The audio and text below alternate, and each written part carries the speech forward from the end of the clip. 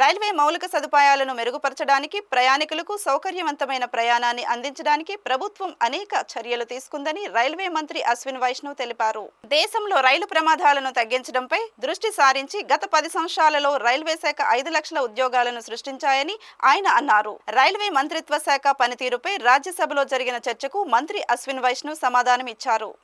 2020 నుండి ప్రయాణికులు రైల్వే ఛార్జీలు పెంచలేదని, పొరుగు దేశాలతో పోలిస్తే ఇది చాలా ఖర్చుతో కూడుకున్న పని అని వైష్ణవ్ వెల్లడించారు. భారత రైల్వే ఆర్థిక పరిస్థితి బాగానే ఉందని, ప్రభుత్వం దీనిని మరింత మెరుగుపరచడానికి కృషి చేస్తుందని ఆయన అన్నారు. కొత్త రైల్వే ట్రాక్లు వేయడానికి, పాత ట్రాక్లను మార్చడానికి రైల్వే మంత్రిత్వ శాఖ నిరంతరం కృషి చేస్తోందని, ఇది రైలు భద్రతను గణనీయంగా మెరుగుపరిచిందని మంత్రి తెలియజేశారు. 2005-2006 నుండి భారత్లో రైలు ప్రమాదాలు 90% తగ్గాయని వివరించారు. రైలు ప్రమాదాలను మరింత తగ్గించడానికి ప్రభుత్వం తీవ్రంగా కృషి చేస్తుంది అన్నారు.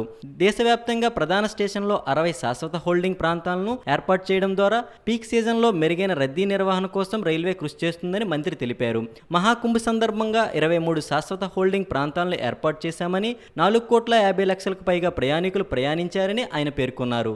ओवरऑल अगर हम रेलवे की फाइनेंशियल कंडीशन को समझें तो पैसेंजर्स में सब्सिडी देते हैं और कार्गो यानी फ्रेट से थोड़ी बहुत कुछ कमाई होती है।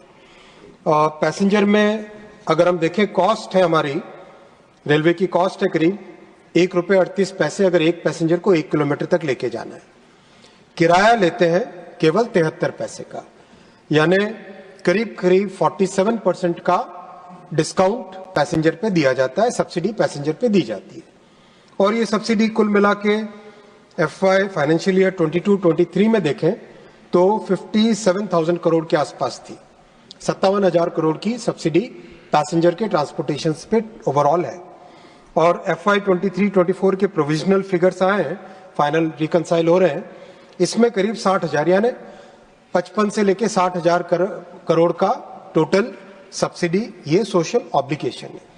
कई मान्यवर सांसदों ने ये प्रश्न उठाया कि पैसेंजर्स के लिए क्या कर रहे हो।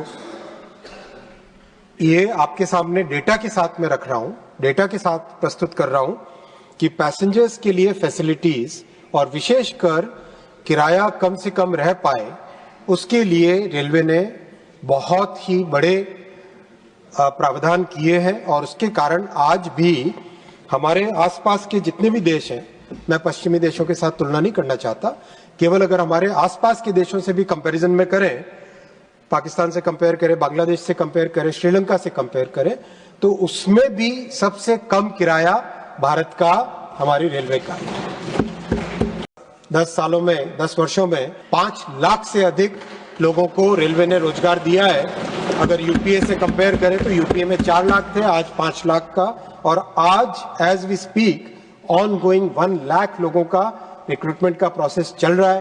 लोको पायलट का भी चल रहा है, शायद आपकी जानकारी में नहीं है मान्यवर सांसद, लेकिन वो भी बहुत स्मूथली अभी भी कंप्लीट हुआ है, लोको पायलट का भी। मैं तीसरे विषय पे आऊंगा माननीय सभापति महोदय। सेफ्टी पे बहुत स्ट्रांग फोकस है, बहुत क्लियर फोकस है, लेजर शार्प फोकस है और उसके रिजल्ट्स भी आए।